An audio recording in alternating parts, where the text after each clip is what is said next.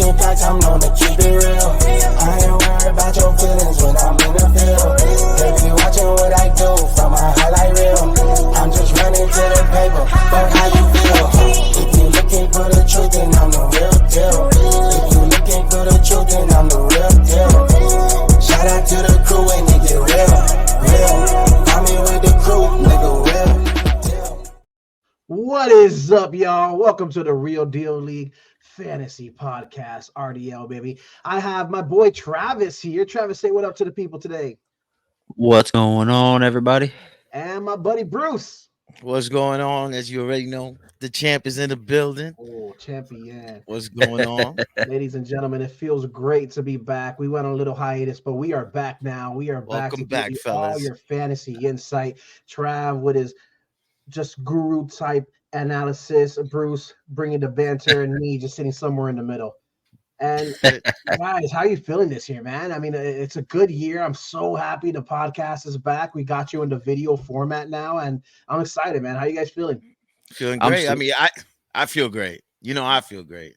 I got the ring, I got the trophy, the crown, baby. So, you know, that's how we got to start the year off. What about you, Trav? How you feeling about this season? I'm super excited. I'm looking forward to that first game of the season. Chiefs-Lions, big fantasy implications already with Kelsey and Mahomes and Amon-Ra St. Brown, Jahmyr Gibbs. I mean, we've got a banger week one, game one. Week one, right off the back, is going to be a banger. I'm excited, man. I'm excited to get this thing rock and rolling, man. We already drafted from my league, the RDL League, about a week and a half ago, and I'm feeling good. And just it's great to be back. I can't reiterate that much. How you feeling, Bruce? Yeah. And football's almost back. Preseason's over. Yep. Preseason's officially over. Cuts are going in. We're Ooh, figuring that's right. out who our starters 3-man are. rosters are in as of 4 p.m. We officially got JT owners on suicide watch, and it's just the way the cookie crumbles, man. Giants making some moves on their offensive line. I think the Jets are trying to build more on that defense. There's a lot going on in the preseason. A lot of drafts already finished, but there's a lot of people that's still going to be drafting this week. A lot of people wait till the end of the preseason to draft. So with that said, we'd like to discuss drafting and maybe some strategies. How did you feel you did in your draft? Before we get into that, this year Travis did start a dynasty, and we also have the redraft with Kevin. So that's something that I would like to touch on. Like, how do you guys feel? We're all in these leagues. So How do you guys feel about dynasty and redraft? I would say with the redraft, I think the biggest thing was taking the value for this year and the players that you trust to perform this year, right? So kind of letting the board fall to you, taking the good players wherever you can. And my biggest goal for redraft this year was mitigating that risk and not going for the high upside swings. Like last year, I believe I took DeAndre Swift in the second round because I was certain that he was going to explode and become that little Kamara light player that we expected him to be. And it didn't happen. So definitely a safer approach with my draft this year for redraft. And as far as dynasty, just stacking young talent, however I could. You know, a lot of people like to go straight for the quarterback round one. I didn't do that because I felt like there was some value there later. And I think I did get that value at quarterback. But just stacking the young talent, walked away with Breece Hall, Garrett Wilson, T. Higgins, Jordan Addison, just to name a few. Like, that was really, really important to me, was getting the good players that are young and going to be good for a long time. How about you, Kevin? Yeah, man, the redraft, it was tough for me this year. There's a lot of question marks. A lot of our players that in the past that we would draft just because of based off their name and off their history, these guys are getting old. They're getting older and they're football old, that is, and they're becoming more injury prone. A lot of them are coming off injury, so we don't know. Guys that we used to draft super, super early, maybe we're still drafting early and we're taking a risk, and it's not a risk that we would take in the past because these names are just, they sold themselves, like Cup coming off the ankle injury. And a lot of these guys, it's tough. And regarding the dynasty, man, it's my first time doing a dynasty. Travis was driving me crazy, man. I didn't know it took 100 days to draft, but it's different for me. But I'm happy. I'm doing something different. It's definitely difficult for me. I wasn't used to it, and you got to pay attention to the future. It's not just about what you got. It's not about win now. If it was win now, I would have drafted a totally different team, but I'm going to be hoping that a lot of our younger players are going to stick around and they're going to be great players. But besides that, it feels good, man. Feels good. Yeah. I like my teams. As far as me, I think I was playing Dynasty in both redraft and Dynasty, right? Everybody was like, this isn't Dynasty when I was drafting for the redraft. But so like real quick for my Dynasty, I kind of played it just how it fell. So obviously I had the first pick. So I took Pat Mahomes. But then once Kelsey dropped to me, I was like, all right, well, I guess I'm gonna have to build a team around trying to win this year, but then pick up guys for the future. So that's how it kind of fell to me. There's a lot of rookies that I like this year. And that's why in my redraft league, I really felt like this is going to be a turn of the tide season, maybe. Hopefully, there's so many young guys in the league right now. So I think I got about three rookies and a few second-year guys on my redraft team. So I'm kind of putting my eggs in that basket. And it's all about what happens. I'm gambling this year. I'm gambling to defend my crown. I mean, it's what fantasy is, right? We're gambling, we're taking risk, and every day that the players that we did enough research on pan out. Yeah, exactly. And then one of the popular things that a lot of people seem to be doing, I guess it started, I don't know when it started, but I know this year a lot of people are trying to go zero running back, anchor running back. I kind of feel like my team kind of went as far as like a anchor running back because I took Bijan with my first round pick, and kind of fell back.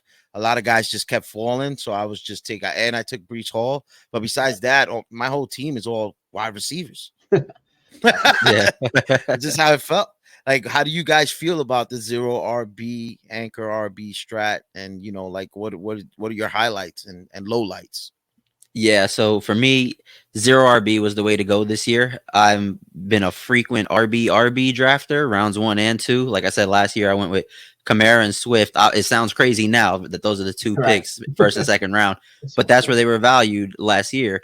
And so this year, completely different approach. I had the 12th pick. I went CeeDee Lamb and Garrett Wilson on the 1-2 turn.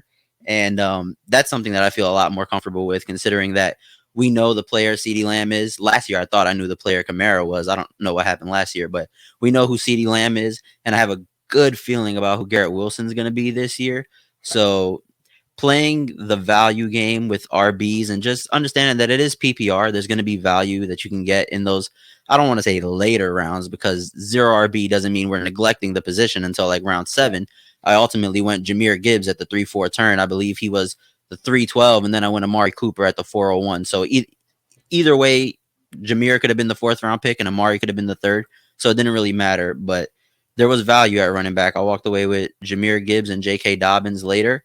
I think it's a solid strategy, especially when you consider all the points that wide receivers put up in PPR leagues and how they're the ones that are kind of more likely to pop off for those 30-point games more so than your regular running back. Yeah. And just real quick, so like the viewers understand and people just follow, this PPR league and this strat is popular in PPR leagues, but also just because you say zero RB is just saying that not saying you're not drafting running backs, just saying you don't value them as much in a PPR. So it's a strat where you just want to try to rack up as many points on catches and receptions. Obviously. Right. Mm-hmm. No, for sure. I mean, speaking about that, I mean, I wouldn't say I went necessarily zero RB. I took Pollard in the 2nd. I took a risk on Jonathan Taylor in the 3rd. I took Cooper Kupp first. So I took a lot of risk in my draft. But if we go back to that zero RB, especially in a PPR, you could do it in standard as well. But especially in a PPR, it makes sense to get your high value players and get your receivers that are going to get your points per reception. What PPR means for our new viewers. If you go heavy in that area, you can't go wrong in a PPR. And there's also so much value at a running back that people are not realizing. Once again, you're going with these first names, these big names, the Barkleys, the Ecklers, the Chubbs. You want to get the Murley, obviously McCaffrey, who went first in our redraft league. Everybody wants those names, but you got to think about it, man. If you draft some good receivers, like you said, CeeDee Lamb, Garrett Wilson, you can take Tyreek Hill, Waddle, people up early. And in the 5th round, you could still look at somebody like 5th or 6th round. You could still get a Joe Mixon. Right. I'm not mad about that. That's RB1 there. Samaje Perine not there anymore, you know? Exactly. So Yeah. Samaje Perine was taking stuff from him. So you can still get a Joe Mixon in the 5th or the 6th, a Kenneth Walker in the 5th. You picked up J.K. Dobbins at what round? The 6th? It was yeah, come the on. 5th. I mean, you in my opinion, you really can't go wrong there. And you have other people there. You have DeAndre Swift, White, Madison, who's a lone back over there. There's just so much value that people are not realizing, especially if you're in the PPR. Go heavy on those receivers. I don't see no problem with that. Go heavy on receivers. Make sure you get a receiver that's going to see a lot of targets, because that's what PPR is.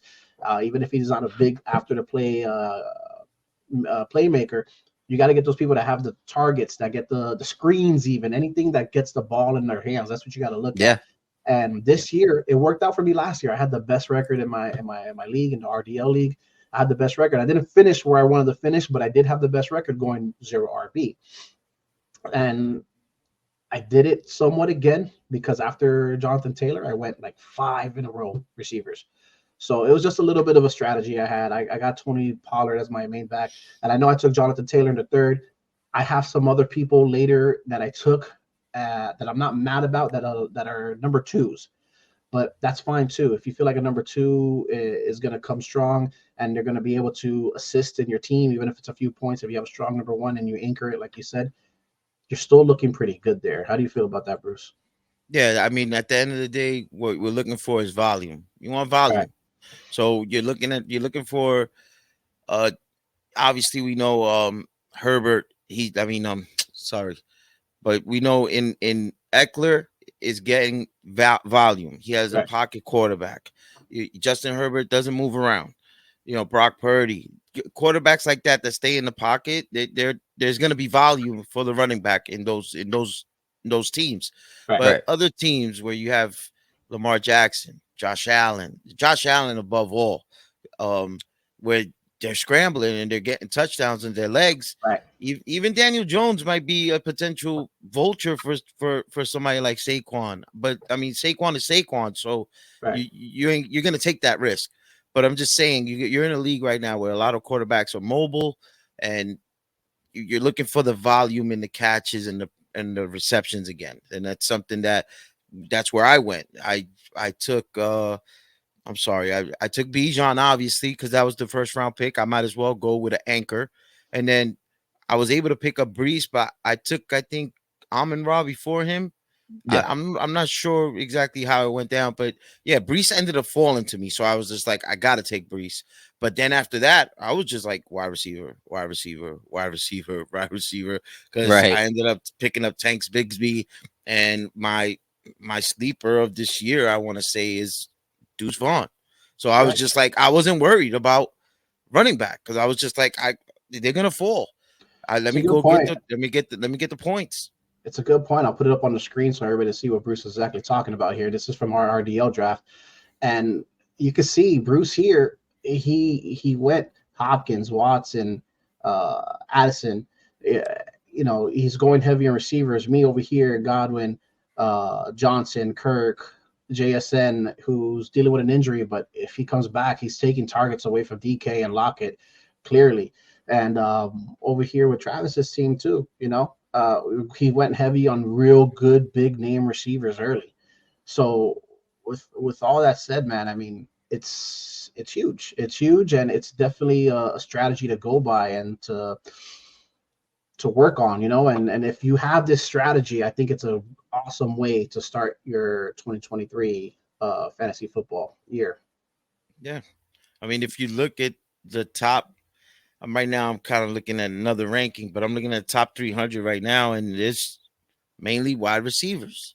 Right. Yeah. It's just, you know, Justin Jefferson, Jamar Chase, and then right after that, Austin Eckler, which is a pass catcher, and Christian McCaffrey is another pass catcher. Like those guys get receptions and they get touchdowns. You got Travis Kelce, Cooper Kupp, you know, like, I don't know. It's just, I really feel like, now I'm not trying to discourage anybody from going running back, obviously, because look at Austin Eckler, but you want volume. That's all you want is volume. Yeah, the anchor RB, I mean, the value is going to fall to you at some point in the 1st round, right? Because the zero RB approach is so popular right now. So you're going to get to a point in the first round where you're almost saying to yourself, man, there's no way I can pass up Christian McCaffrey here at pick 5 or Austin Eckler here at pick 6. And, in some situations you can't, and you're going to want to feel like you need to take them because you see that they're the 3rd or 4th ranked player, and here they are falling to you at pick 6 or 7. So again, it's all about playing the value. You don't want to reach past Christian McCaffrey and Austin Eckler for a guy like Stephon Diggs just for the sake of going wide receiver first. But you do have to just let the board fall to you, and then that'll kind of decide which strategy you're taking. If you go in there thinking this is what I'm going to do, chances are it's not going to work out that way for you. Let the board fall, see what happens, and then from there you'll make your decision on what type of draft strategy you want to approach your draft with. Yeah, and then to go on with that is basically running back is kind of there's not a lot, right? Because there's also committees that you got to worry about. You don't know if your guy's going to pull out of the committee if you pick the wrong guy. So that's another thing that you want to be aware of. We're looking at a few running back committees, to name a few. And I know, Travis, you wanted to talk about the Jets, right? There's a few.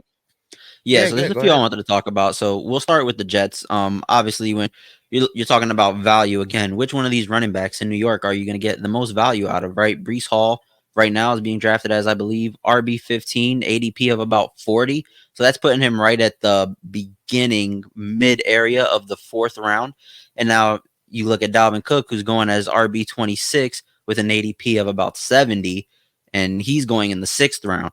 So when you're drafting these RBs, in your mind, you're thinking, man, who has the opportunity to present me with the most value at this point? If I take Breece Hall in the 4th, is it going to be as rewarding as potentially taking Dalvin Cook in the 6th? And the way I'm approaching this committee is with the understanding that Breece Hall, not fresh off the ACL, but this will be his first game action since tearing the ACL. He's 9 months beyond the surgery, which is always a good mark for these running backs.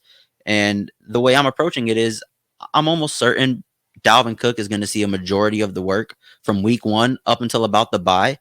And so if that's the running back you go for, understand that weeks 1 through 6, you're probably going to get a lot of value, probably going to get the most out of Dalvin Cook at that point. And then after the bye is where I think you'll begin to get the most out of Breece Hall and reap those benefits of taking him in the 4th round, because they'll start to ramp him up a bit. He is running back 1 over there. After all, Dalvin Cook is talented. He's great. Breece Hall, 22 years old, younger. He's a little better in my opinion. Not saying that because we drafted him. Dalvin's a Jet too. I have reason to like him.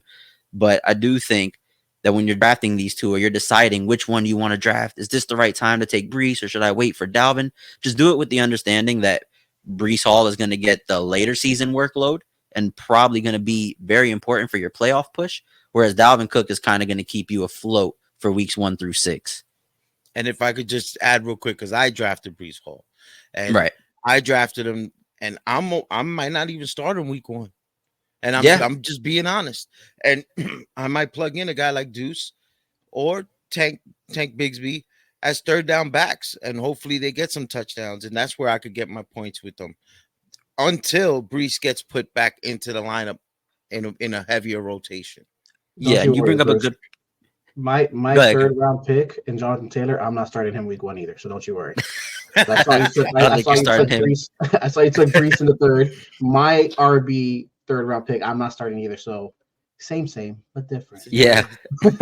one more note on the Jets thing with Breece Hall and Dalvin Cook. I would say if you are planning on drafting Breece Hall, if the value is too good to pass up, like I said, he's going in the 4th. Let's say he makes it to you in the 5th, and you're like, all right, I have no choice but to take Breece right now. Like the league winning upside is too huge.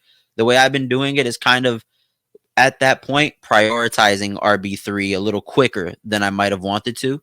Because if you're drafting Breece Hall, it's more than likely as your RB2. So prioritize RB3 quicker. I end up typically going Antonio Gibson in that range because I know he's going to get some playing time. I know he's got the PPR upside. So like you said, Bruce, I have Breece Hall in a league as well. Probably not playing him week 1. Going to plug in Antonio Gibson. And if Antonio Gibson plays well, I'll keep going with Antonio Gibson until Breece shows me, hey, I'm ramped up and I'm ready to go. I'm ready to carry your fantasy team again. Mm-hmm. Yeah, I mean, that's an excellent point. When you talk about these committees, there's so many committees out there. It's almost scary. At the same time, there's a lot of value at running back, but it's almost scary to, like, if you want that number one guy, the workhorse, it's hard to find them this year. It's hard to find them. And we could talk about certain teams that it's worked and other teams that it has not worked.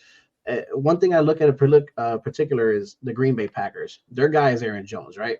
But AJ Dillon comes in, man. I mean, we're talking about last year. AJ Dillon had 803 yards. Aaron Jones had 799 yards.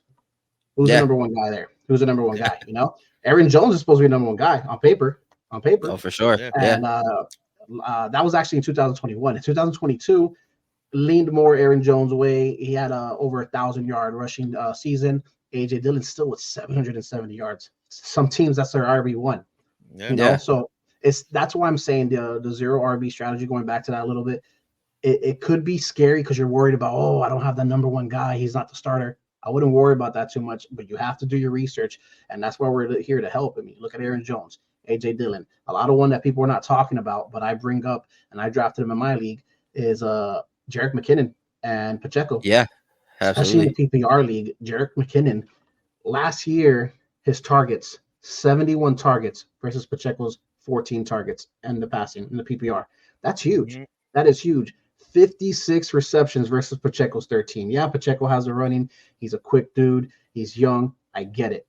But McKinnon, don't sleep on him. McKinnon's going super late in drafts. Super late in drafts. I got him in the 11th round, and I was happy about it. I was ecstatic about it. I think people were sleeping on him. Don't get me wrong. Pacheco's awesome. He is the number one there. But they do split the load. You know how Mahomes likes to play. You know how he likes to get the ball out quickly. McKinnon's a big guy there. In the PPR, I think I got a steal for him in PPR, in my opinion, in the 11th round. But once again, I can understand it's scary. Do not be scared. Take the risk on that guy, especially if you know you do your research in your PPR leagues, and we're here to help you for that. Take that guy you want. Take that number 2 in that league. Go zero RB.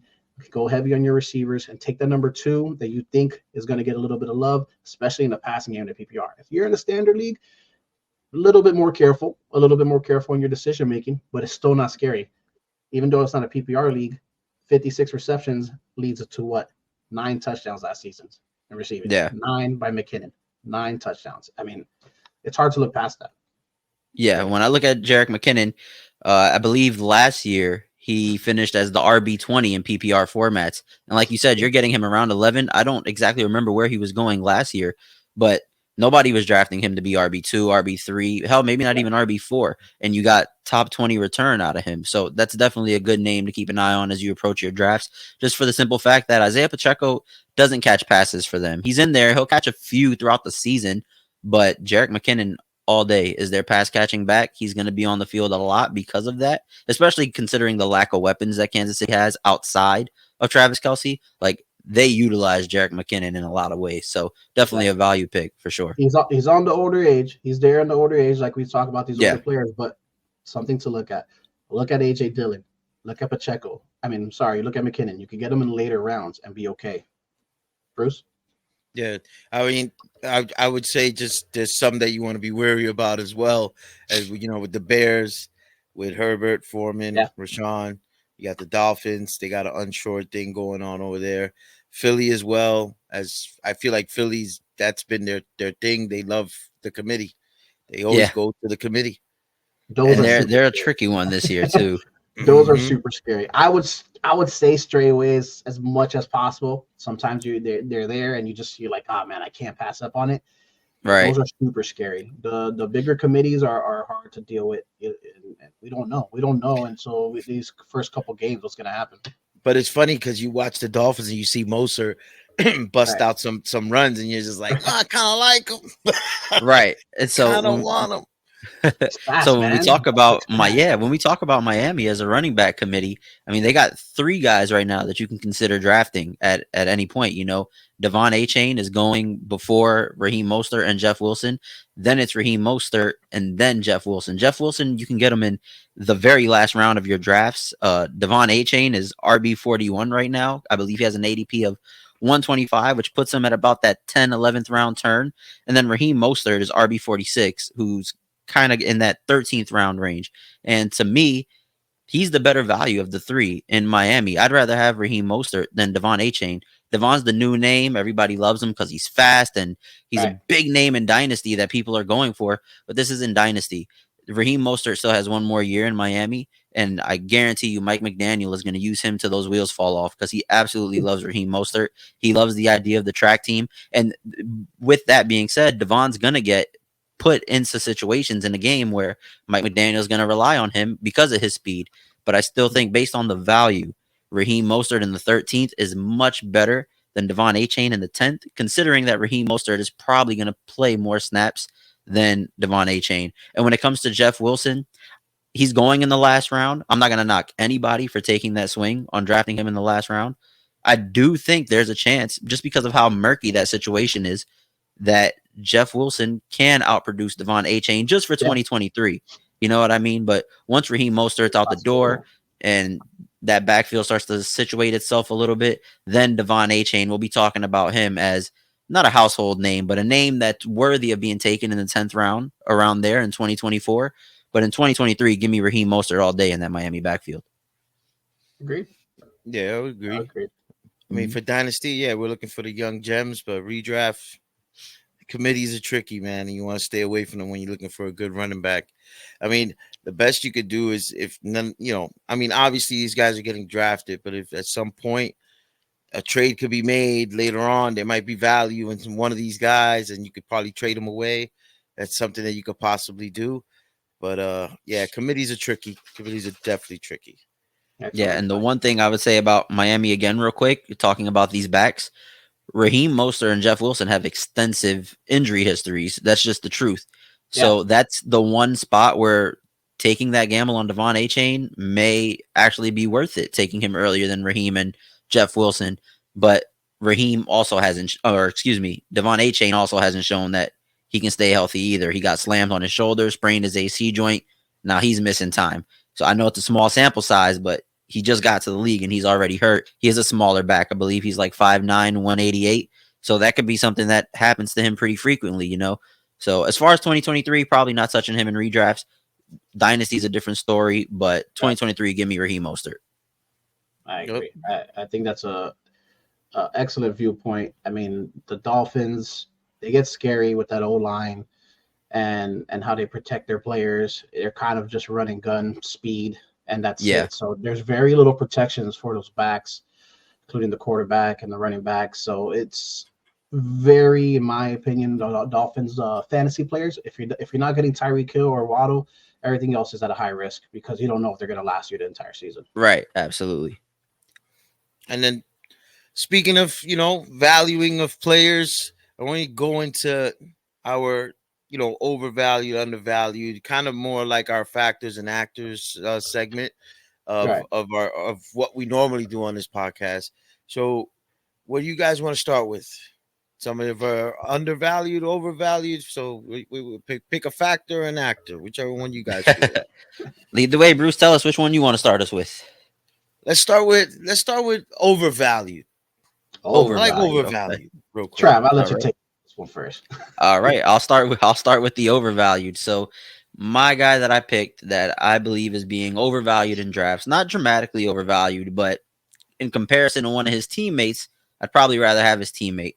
And I'm talking about AJ Brown, who's being drafted as wide receiver 7 right now in fantasy drafts. Kind of going at the end of round 1, early round 2. He finished as the wide receiver 6 last year, but I just think when you look at Devontae Smith, so a couple of key things. Last year, after the bye, Devontae Smith out-targeted AJ Brown, right? And AJ Brown makes a lot of his production off of touchdowns. Those numbers tend to decrease the year later. Like, he had an astronomical amount of touchdowns last year. I do think that Devontae Smith, seeing the amount of targets that he's seeing, being the wide receiver 9 last year, he finished as the wide receiver 9 in PPR, whereas AJ Brown finished as wide receiver 6. But the difference is, and why I say that I believe AJ Brown is being overvalued, is because you have to get AJ Brown at the end of round 1 or the very beginning of round 2, whereas you're getting wide receiver 9 from last year at the end of round 3. That's where Devontae Smith is going. the end of round 3 with the likes of T. Higgins and other names like that. So it's not so much that I don't like AJ Brown or that I think his production isn't sustainable. It's more so that there's probably another elite wide receiver that I can get there who is without contest the number 1 on his team. If we're talking about the end of round 1, early round 2, CeeDee Lamb, Stephon Diggs, Garrett Wilson, those guys are the unquestioned number 1s on their team. There's a real target competition for AJ Brown with Devontae Smith. Add on top of that the likes of Dallas Goedert. They have good fantasy relevant pass catchers everywhere. And as you can see right here, AJ Brown went 14th. That's a good spot. I like AJ Brown going 14, but again, he's going early second right here. Whereas Devontae Smith, can we even see where he is here? He's probably went late round 2 because I can't find him. Yeah, he went late round 2. Typically going late round 3 most of the time. So to see him go early or late round 2 is good because he does deserve that type of recognition. But as far as the value when comparing them, I'd rather get one of those wide receiver 1s that are clear and obvious and by far the top option on their team than someone with so much target competition that Devontae Smith presents to AJ Brown. I don't know. It's an excellent point, and I agree with you. As we see here, like you said, AJ Brown went 14th, and Devontae Smith went. What is that? That would be the 23rd spot right 23rd, there. Yeah, 23rd spot. I see him here. Javier's team got him there. I mean, that's excellent value there, in my opinion. I mean, yeah, it's rough, man. It's rough, and you have an excellent point when you speak of these matters. But the little people are gonna hate me when I talk about my overvalued player. Oh man, who is he? Listen, man. It's not that I don't like him. We're talking about overvaluing where he's being drafted. Right. Bijan, man. It's a rookie. Okay. You're taking a huge risk. He's going as early as the 5th pick, as late as the 9th pick. He's RB3. RB3. Little quiz. Who's the last rookie running back that got drafted that early and did well? Do you know? I don't know, because I'm gonna tell you, I had Brees Hall last year, dog, and I was all right. But he wasn't first round worthy. No, yeah. Right. Brees was on pace to do some crazy things. If I had to take a guess, I would say between Gurley or Saquon. Saquon Barkley, 2018. Yeah. He was ADP at 6. That means Bijan's going earlier than Saquon this year. He was RB5 that year. That was his ADP. He was going RB5. Yeah. He finished with 295 fantasy points as a second overall RB. Now, I'm not saying that Bijan can't do it, but there's some big shoes to fill. Before Saquon, you had Zeke, and Zeke was a monster at 293 points. 2016, he was a rookie. Same thing, came in a second overall RB. I love Bijan. I think he's going to be an excellent player. You're spending a lot on him at his average ADP right now. The average ADP, like I said, he's RB3. He's going as early as the 5th, as late as the 9th. I think it's too much to risk taking him that early. Bruce, you got him in our league at the 1, 2, 3, 4, 5, 6, 7 spot. Yep. Okay, that's his average. That's his ADP this year. If we're going average, it's 7. You took him where the ADP is, but you took him before Barkley. You took him before Chubb. You took him before Josh Jacobs. Yep. For me, it's too much to spend on a rookie RB. It's just too much. Yeah, and I felt that way. That's how I felt. Like even starting my drafting in general, I felt like it's a risk because everything that's going on in Atlanta, there's a lot of question marks over there, right? A lot of unknowns. But you do have to say Algier had a good season last year. Correct. Right, yeah. He had a good season last year. That could be a committee too, depending on how. I mean, listen, Bijan's been looking good, but there could be a committee too. You got Cordell Patterson there. I've honestly took the time to watch tapes on 3 running backs. Like I've watched these guys. Okay. And my 3 top ones for this year is Bijan, Gibbs, Deuce. Listen, you're talking now. And you're feeling good about what you're talking about. I hear it in your voice. You're saying it with your chest. But wait. Let's play a clip from draft night and see exactly how you felt about Bijan.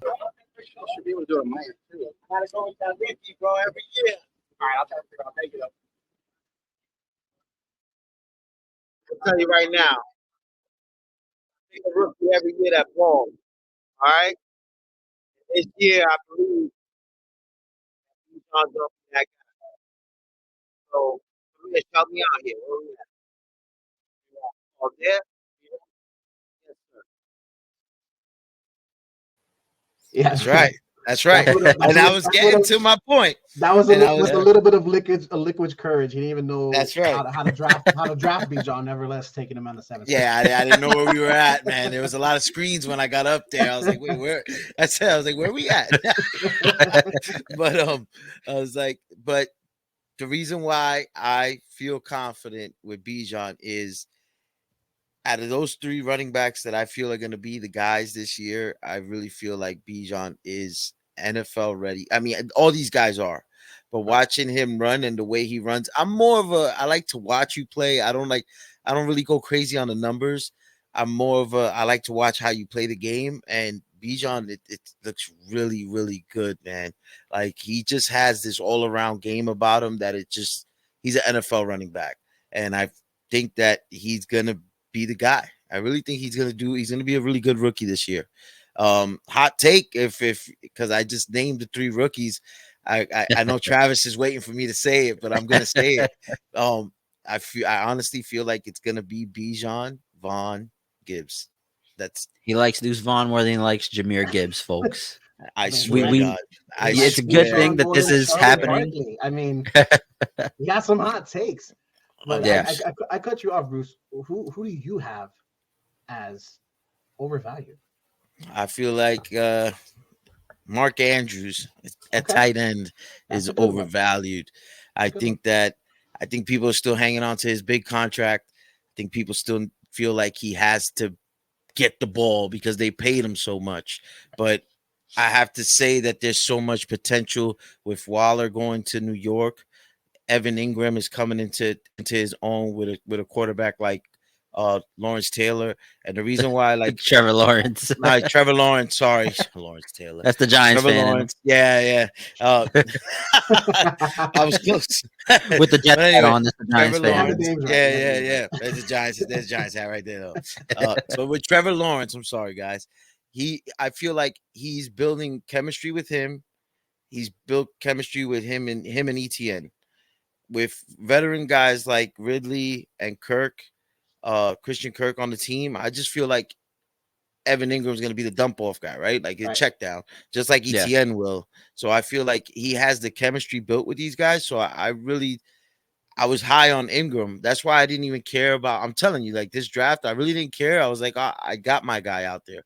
But like again, you have Waller, who I really feel like he's gonna go. I really feel like he's gonna go crazy on the Giants team that loves to use tight ends.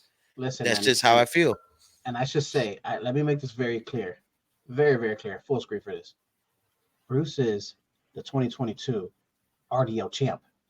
You gotta listen to what he says. He has some very, very good takes.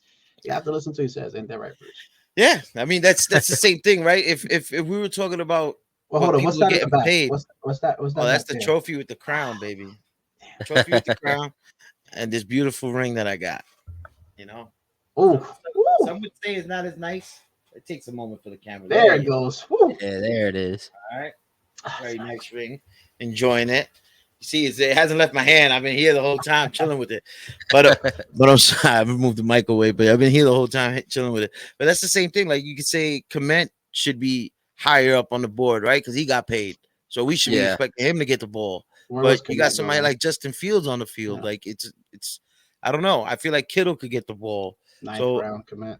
And if you look at what Mark Andrews did last year, he really didn't do much. He wasn't really the go-to guy. It's a tough system over there in Baltimore. There's a lot going on.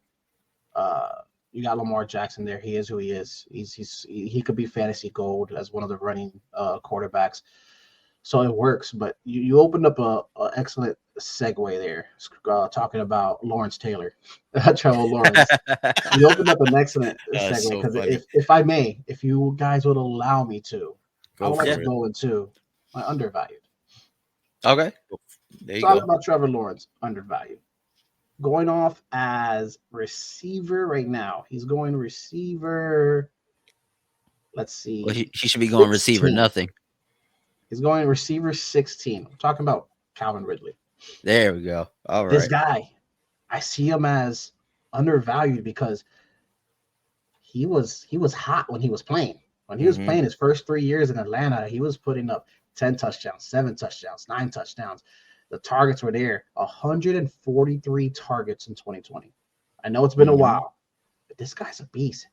People that are going before him, T. Higgins, Deebo Samuel, Chris Olave, which we don't know what the whole situation, how Carr is going to relate over there. He's going before these guys. I mean, he's going after these guys, rather.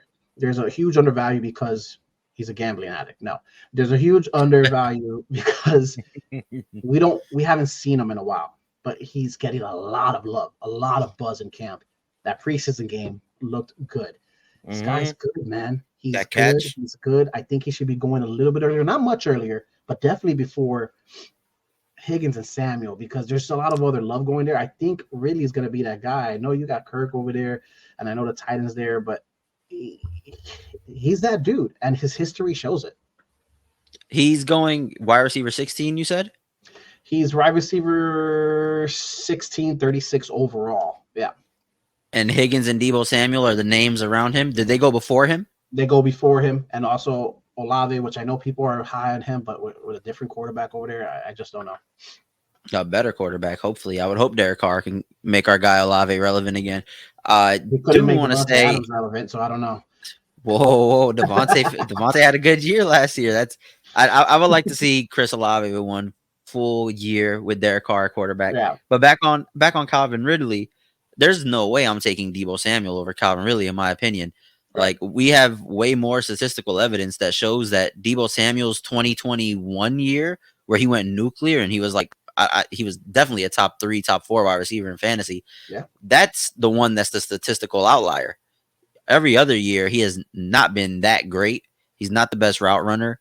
They use him in a multitude of ways, but his value ever since the addition of Christian McCaffrey has decreased because now they don't need him to be running back. They've got really 2 good ones in Christian McCaffrey and Elijah Mitchell. So I would take Calvin Ridley over Deebo Samuel all day. I wouldn't think twice about it. I would think a little bit about Calvin Ridley or T. Higgins, just because, again, I think Joe Burrow's wide receiver 2 is damn near a wide receiver 1. Like T. Higgins, he can make him produce like a wide receiver 1. But Calvin is the actual wide receiver 1 there. Unless Christian Kirk still has something to say about that, because Christian Kirk had a great year last year too. But I agree with you on Ridley. I would definitely take him above Deebo. A lot of people are sleeping on that Jacksonville in a fantasy aspect. And with ETN, Trevor Lawrence coming into his own, there's some value there. There's a lot of value there. Yeah. And even going back to Deebo Samuel, we've seen that Ayuk is now getting better value at the position since the addition of McCaffrey. So it's just, I would agree with that. And that's the thing. And going back to that, he got right now, Trevor Lawrence has veteran players that he could go for the big game plays that he's gonna use. He's gonna do it. He already showed it in the preseason. And that's why I feel like he has those guys. And then you're gonna see his younger guys that he has that confidence built in with him.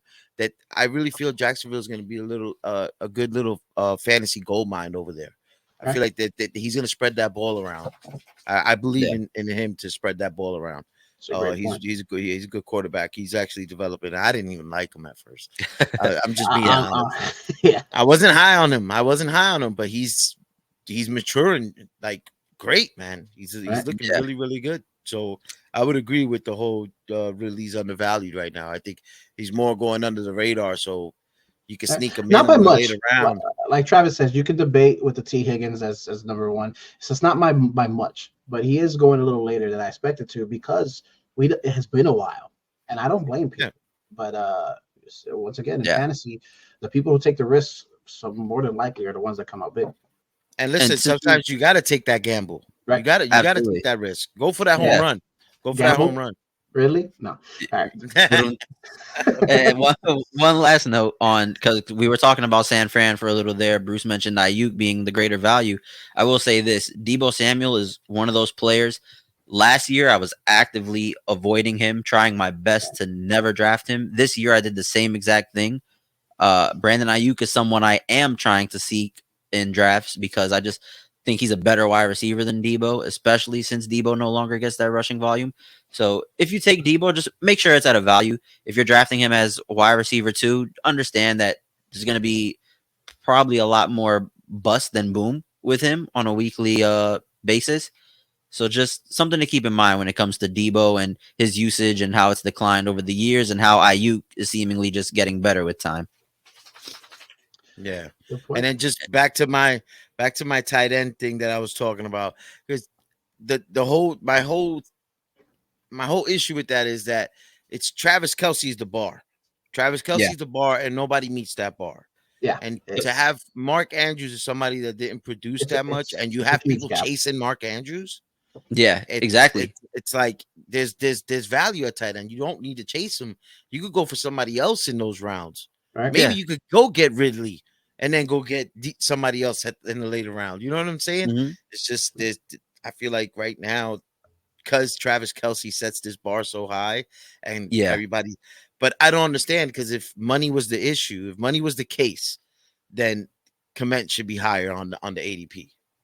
Yeah, as far as the tight end situation, I will say this: it is crazy when people are chasing the tight end 2, who is 100 points or who has scored 100 less points than tight end 1 and Travis Kelce.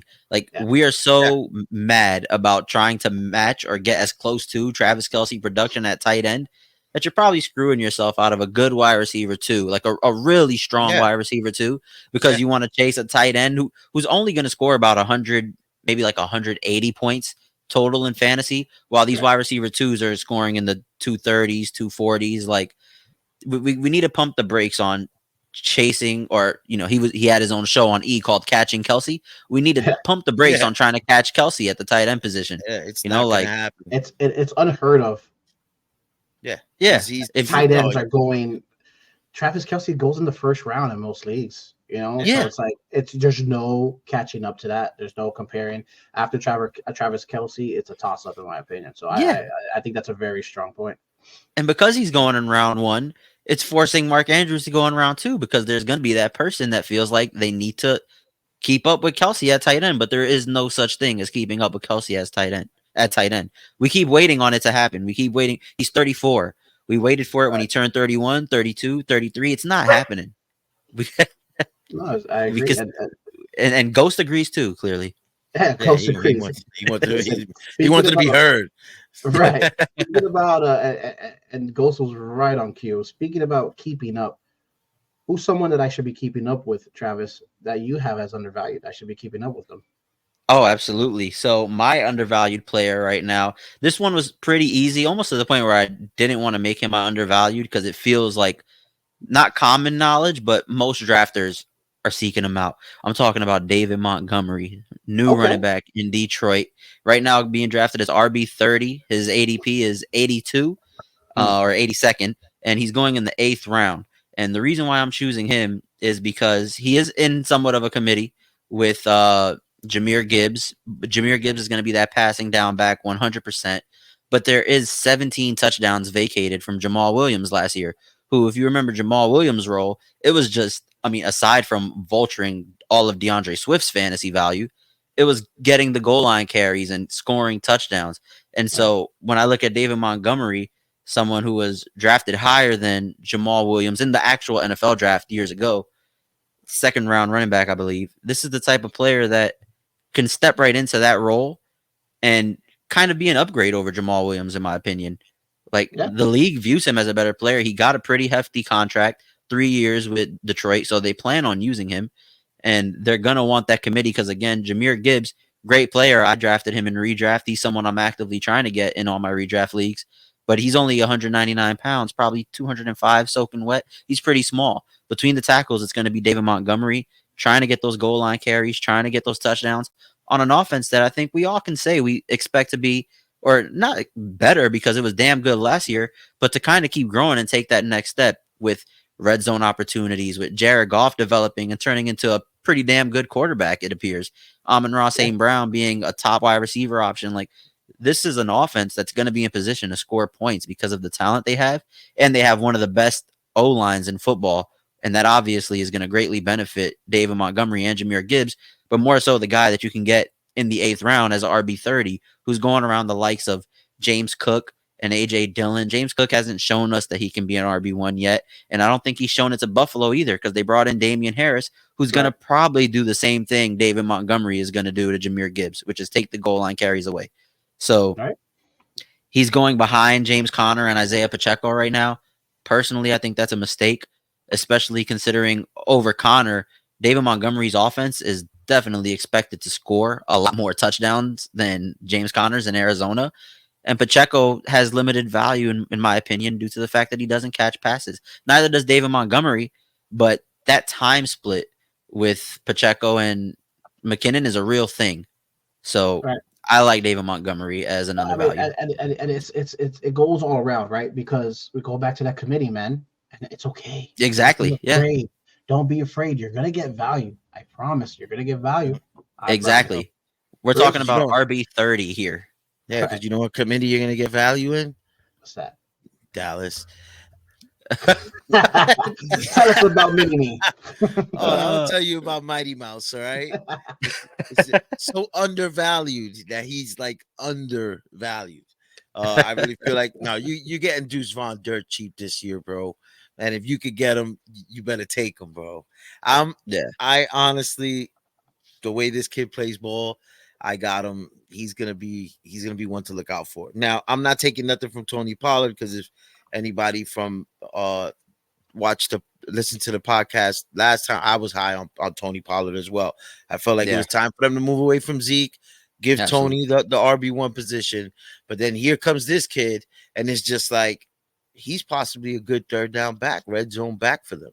And I'm just like, this is great. Like you're still gonna get good production from Tony Pollard, but Tony Pollard and Zeke existed in the same team, and they were putting up points.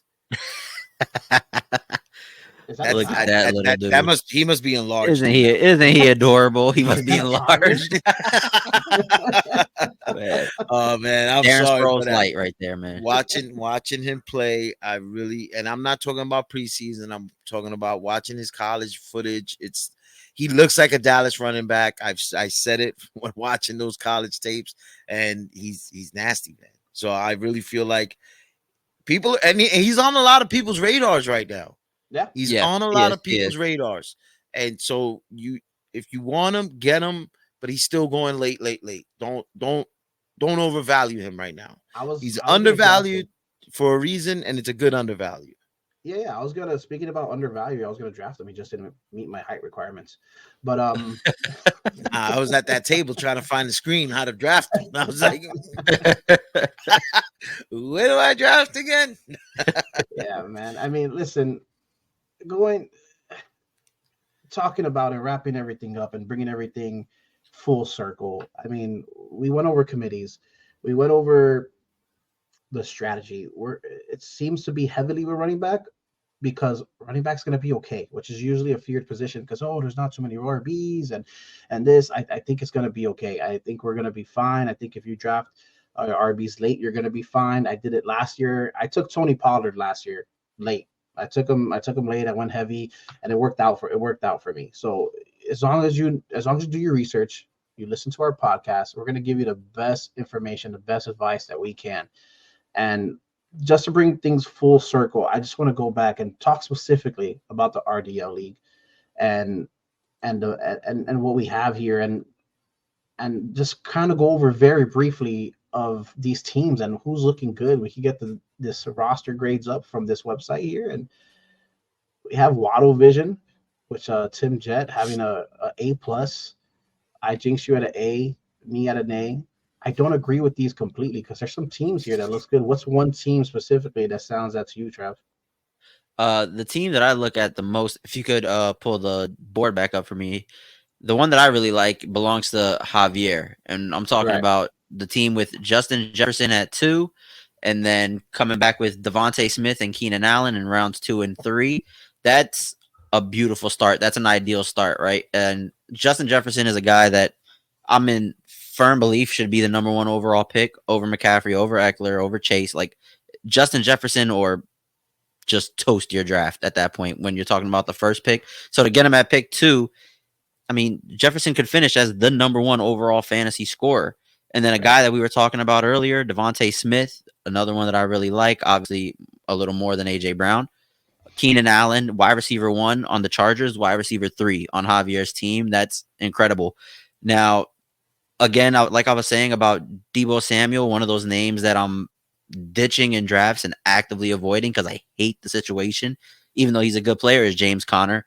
But with all that, if you look a little further down on his team, there's David Montgomery. So I feel like Right where you said it, around the 8 spot. Round 8. And I think that's just, it's a really good formation of a team considering the strong wide receiver start. He had to wait at tight end a little bit, maybe waited a bit too long with Cole Kmet.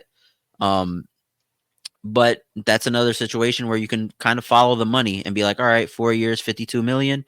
Let's give it a shot. You know, if everybody else is jumping on tight ends, wait a little bit, get the quote unquote value with Cole Kmet. Right. No, I agree. Javier has a very nice team. There's a lot of teams out there that I think that are looking really good regarding our league. And Trav, your team it's looking good as well. You went heavy in receivers. You may have took Wilson a little bit early regarding to ADP standpoints, but I'm not mad about it. And it's not just me being a homer. I'll be honest, man. He's looking at a top 5, maybe even a top 3 receiver, depending on how old man Rodgers pans out and to see if he still has that juice in him. You did reach, in my opinion, but I don't think you're going to be angry about it. I don't think you're going to be angry about it at all. You wanted him. You knew that he wasn't going to come back to you over there, and it's clear as day that you got a solid team there, man. And Justin Fields as well. He could be money depending on how that pans out for him this year, but he could be money, man. He's in the likes of Josh Allen and Lamar Jackson with the rushing touchdowns. It's huge. Right. It's huge for these. It's just huge for these quarterbacks in your team. It's very strong, very, very, very strong. Yeah, if I must say so myself, I like my team. Yeah, I would agree. I mean, because you got a good combo in CeeDee Lamb and Wilson, man. And I had the Jay Jettas CeeDee Lamb combo last year, and I feel like Wilson's gonna be the offensive player of the year. You know, that's just me. He's certainly in the running for it. There he is. Hey, he made his way in.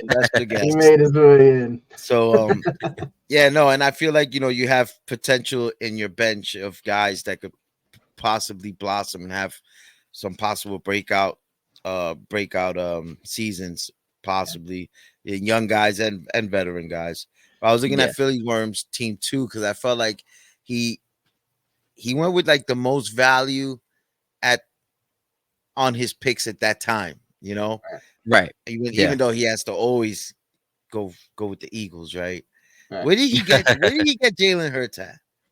I'm sure that was round 2 or 3. At the end of the second, Yeah, see, like he jumped, but he still got good value because he has McCaffrey, he has Kenneth Walker, but then he also has T. Higgins, who could be the number 1. Then you have Drake London, who's probably going to be the number 1 over there in Atlanta, possibly. Yeah, for sure. If everything pans out, he got Waller, where I said you could get the tight end. You don't need to go so hard on the tight end, even though he was getting drafted earlier in rounds. I think he was getting drafted after Andrews, right? Yeah, and for sure. But then he got Brandon Cooks, who could possibly do what Amari Cooper did while he was there at Dallas, possibly. So I think he got some good value on his picks. He definitely went for value. And then he went for Herbert on the committee over there in Chicago. So he took a shot on that. There's a couple of shots there that he took. And then Kareem Hunt, just sitting there. Hey. Jonathan Taylor on the pup list. Who knows? Maybe Kareem stops by an Indy. Listen. I'll say it very quickly. I don't want to talk about my own team. Jonathan Taylor comes back and he plays. I got a squad too. I don't know. Listen, Oh, guys. for sure. yeah, we definitely got to go on that note. Listen. Hey, RDL Fantasy Pod. Listen, we are back. Bruce, what days can they find us on YouTube? They can find us here on YouTube on Wednesdays and as well as Spotify. We're going to be uploading it on Spotify, so you can be able to check us there and also follow us on our handles. You see them there on the screen, and You can take it watch away. us. You can hear us, and we're here for you. Hey, boys, let's clap it up. Good first episode. Hold on, let's tell them where they can find us. Well, So outside of YouTube and Spotify on Wednesdays when we upload, catch us on Twitter. We're going to be posting a lot at RDL Fantasy Pod, on Instagram at Real Deal Fantasy Pod. We're going to kick the content back up the way we had it before. Bruce was on the graphics. Bruce on the 1s and 2s on the mic over there. He was doing the graphics. It was coming out nice and clean. The tweets, I'm going to be putting those out. Kevin, he's going to be responsible for the YouTube, the Spotify, getting things to you guys on time. We're back. That's really all I can say. Oh, and can we give a shout out? You gotta give a shout out to your man. Absolutely. Bro. Go ahead, give a shout out. No, it's Cool Cam, right? Oh yeah, cool. Shout out for the song at the intro. I hope you guys like it. We appreciate you. He shows much love. He supports the cause, and go listen to his music. Here on this outro, we're gonna set you out with a little outro. We're gonna have our handles there. We're gonna have the RDL handles there, and ladies and gentlemen, catch you next Wednesday. Peace. If you looking for the truth, then I'm the real deal. If you looking for the truth, then I'm the real deal. Shout out to the crew and